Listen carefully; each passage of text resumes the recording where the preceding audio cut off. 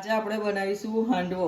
એના માટે મેં 2 વાડકી ચોખા 1 વાડકી દાળ પલાળ્યું છે, 2 કલાક પલાળવા દીધું છે। હવે એને આપણે મિક્સરમાં પીસી લઈશું।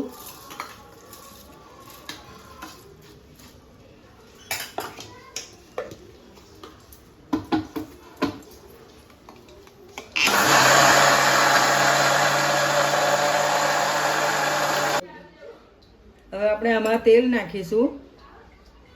તેલ થશે ત્યાં સુધી આપણે એમાં મસાલો કરી દઈશું। આ ખીરું રેડી છે, એમાં આપણે દૂધી નાખીશું।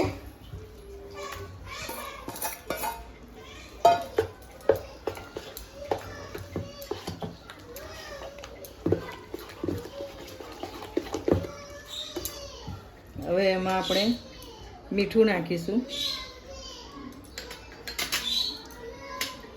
હળદર, આ લાલ મરચું છે,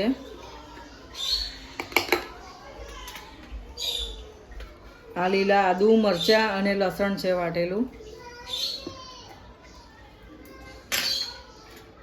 આ ખાંડ છે, આ દહીં છે,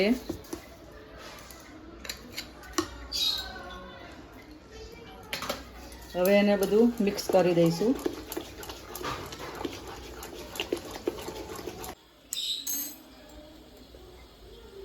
આ સોડા નાખ્યો છે થોડો। હવે આપણે એમાં વઘાર કરશું।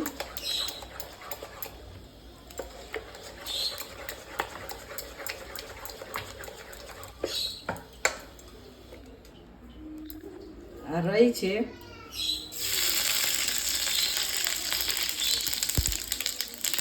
આ લાલ મરચાં છે સૂકા, આ જીરું છે,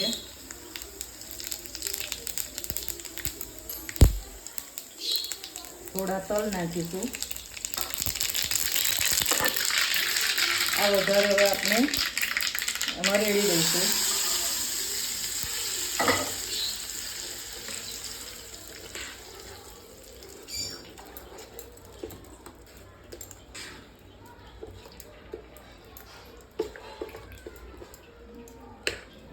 હવે એને આપણે આમાં રેડી દઈશું।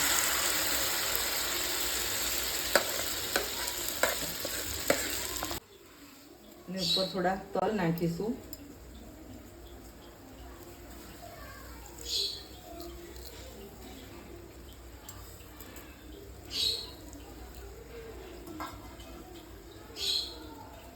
હવે એને ઢાંકી દઈશું, એને 12 થી 15 મિનિટ થવા દઈશું, પછી પલટાવવાનો છે।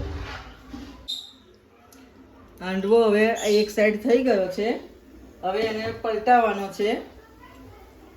એને આપણે આવી રીતે પલટાવી દઈશું।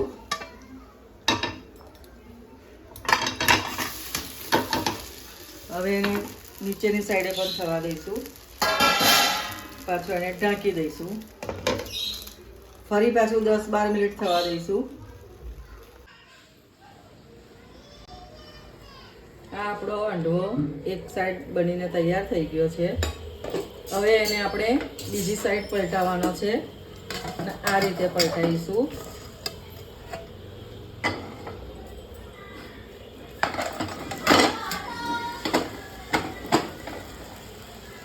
હવે એને ઢાંકી દઈશું, એને પણ 10 મિનિટ થવા દેવાનો છે।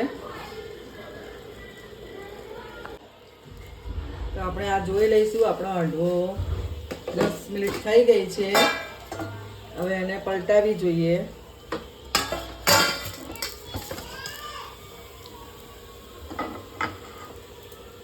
બનીને તૈયાર થઈ ગયો છે। હાંડવો બનીને તૈયાર છે। આવા જ રોજ નવા વિડીયો જોવા માટે મારી ચેનલને લાઈક, શેર અને સબસ્ક્રાઈબ કરવાનું ભૂલતા નહીં। જય અન્નપૂર્ણામાં।